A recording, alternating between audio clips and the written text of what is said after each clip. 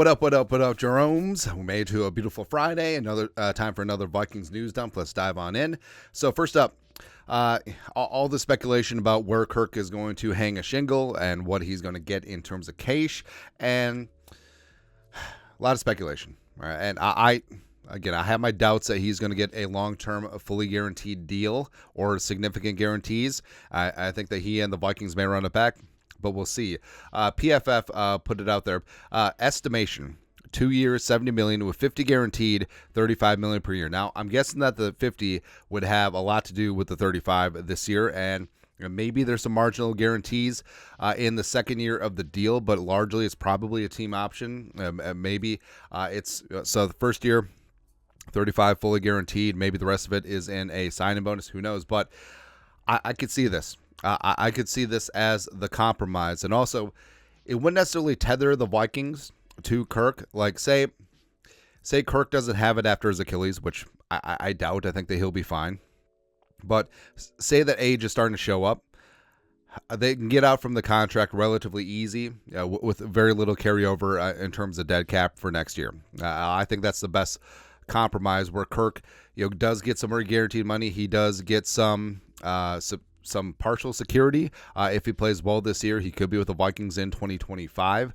But also, this deal would not preclude the Vikings from being very aggressive and finding their quarterback in the future. It would very much be a Alex Smith, Patrick Mahomes type deal when the Chiefs traded up from 27 to 10 in 2017 to secure Mahomes. So I think that I think this is the best of both worlds, and I think that this is a compromise that could potentially go down. Because I don't see Kirk getting 3-4 years with heavy guarantees. I just don't see it.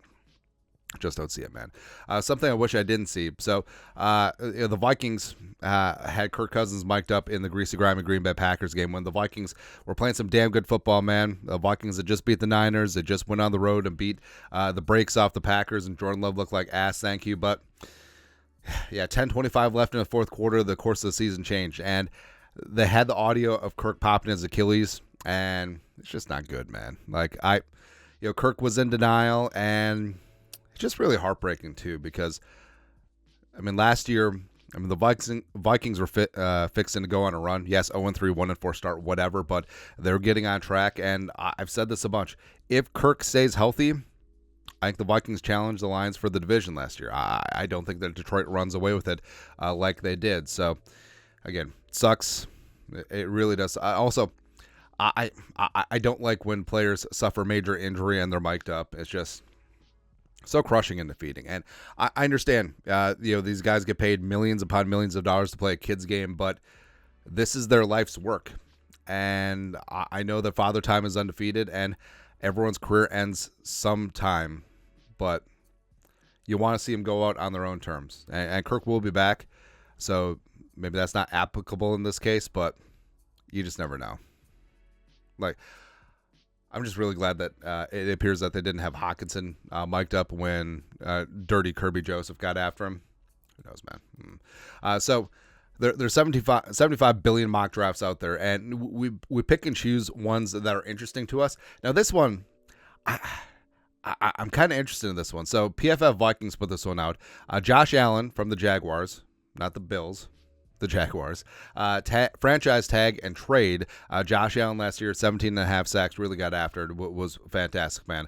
So I'm guessing if that happens, Danielle leaves, which, swapping out 1-for-1, and you're going to pay Josh Allen top end of the market money, but you got a guy who's a little bit younger, so no.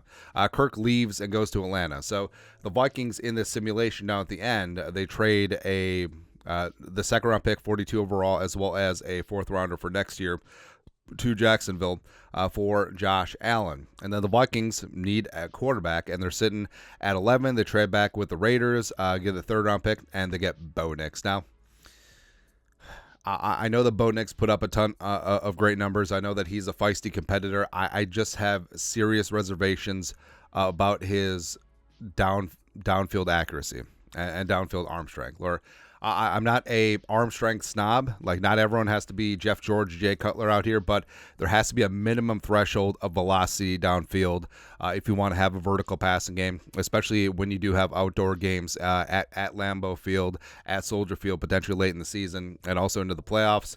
Those are my concerns. Now, Nix can spin it. He does throw an accurate ball underneath. So could that work out? Sure. Third round pick from the Raiders, Brandon Dorlus is a guy that I love. I think that in terms of heart and hustle, just getting after him, having some size as well as some solidness against the run, I think that's a really good pickup going. Oregon back to back.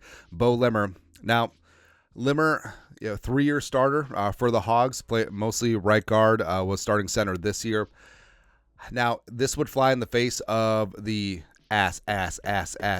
Make that hammer time offensive line that we want. Now, Cooper Beebe, the 4th-round pick, goes in the different direction. Like, Cooper Beebe is an absolute boulder of a man, like 335 pounds if he's an ounce.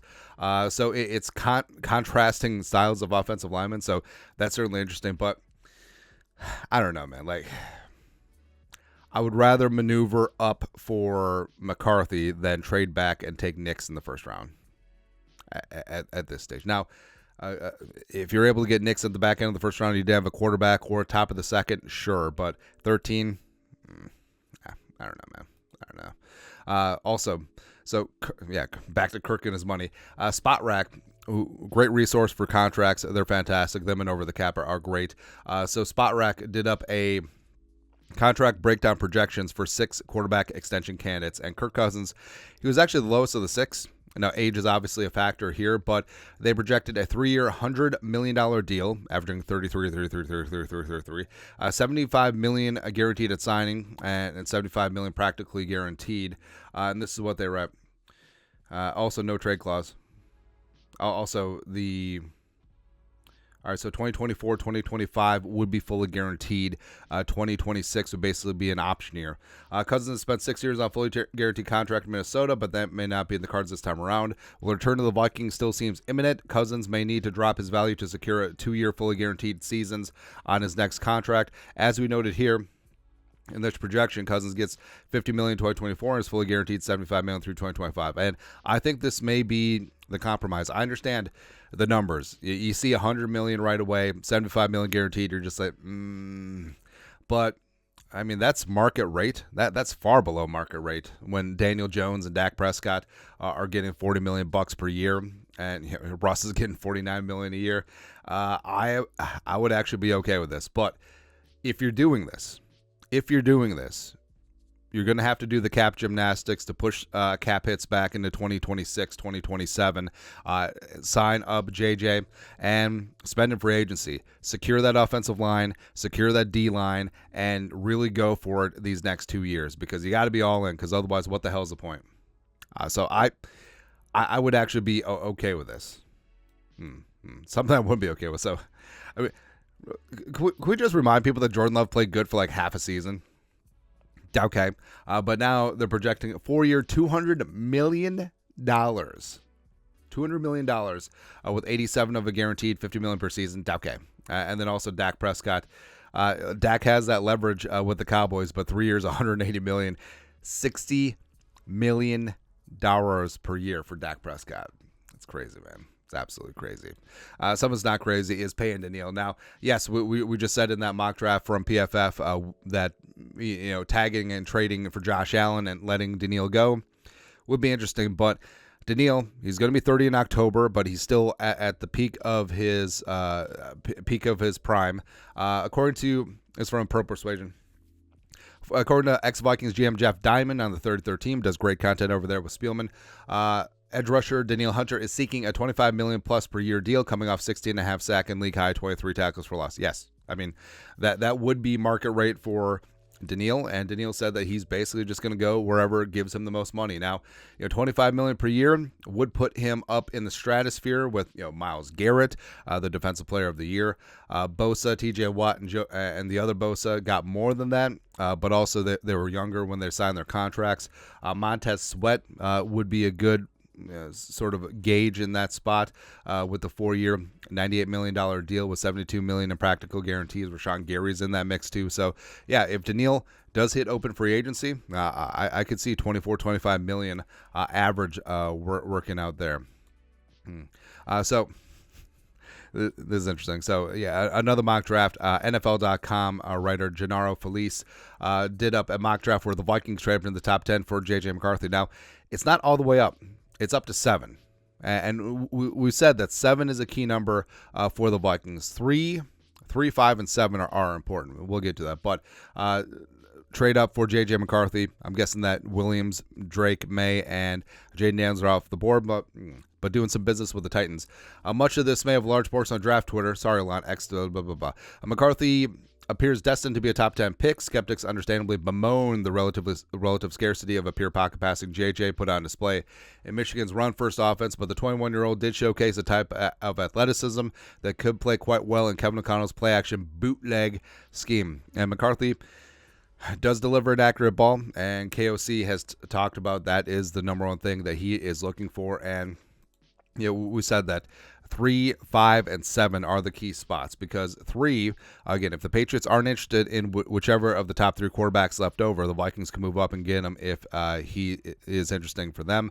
I think the Giants could be in on quarterback if the right one falls. I think they're sort of done with Daniel Jones, so trading up to 5 with the Chargers could be interesting. And same thing with 7 with the Titans, where it seems like they're going to roll Will Levis, and if one of the top tackles is off the board, whether it's Alt or Fashanu, they may look to drop back and still get a decent tackle like Fuaga or whatnot, and pick up a little bit of extra draft capital and then go from there, man. So if that's what happened and that's what it takes, I'm kind of okay with that. And also, frankly, if the Vikings trade up to get J.J. McCarthy after they sign Kirk to a 2-year fully guaranteed deal, I'm okay with that. I like, you could say, well, you're losing the competitive advantage of having your starting quarterback on his rookie deal. He would still have 3 more years on his rookie deal. So, again, I would be okay with that. Well, 3 years with the 5th-year option. Lastly, so the Netflix documentary Quarterback was fantastic last year with Mahomes, Cousins, and Mariota. Now, we've seen scattered reports where a lot of quarterbacks did turn down the opportunity to be in season 2, but I feel like Peyton Manning and Omaha Productions are so dogged that they'll figure something out. And I have a couple of dream nominations. Now, this would have been hard to project, but Josh Dobbs would have been great. And also Tommy DeVito from the Giants. I mean, the magic carpet ride that he had, I mean, the pride of New Jersey, come on. The pride of New Jersey, the pride of Syracuse had for a hot second.